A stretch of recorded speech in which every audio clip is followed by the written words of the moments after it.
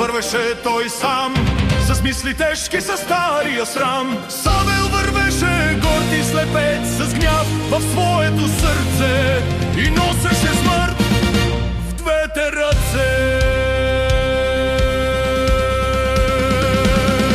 Но чу той глас отдалеч, като гръм, като меч. Небето се отвори там, на прашния дамаски път. Светлина разкъса мрака сам, и времето застина в миг.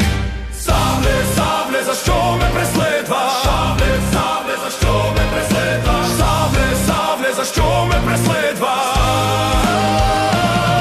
Прахта го събори, очите затвори, силата взе и там. Паднал на колене, неговата слава видя.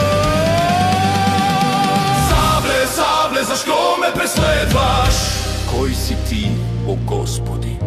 Аз съм Исус, който ти гониш. Поразен и треперещ каза: Господи, какво искаш да направя? Стани, Савле, Господ говори, на мен ще служиш и народи ще напътстваш. Но чу той глас отдалеч, като гръм, като меч. Небето се отвори там, на прашния дамаски път. Светлина разкъса мрака сам, и времето застина в миг. Савле, Савле, защо ме преследваш? Савле, Савле, защо ме преследваш?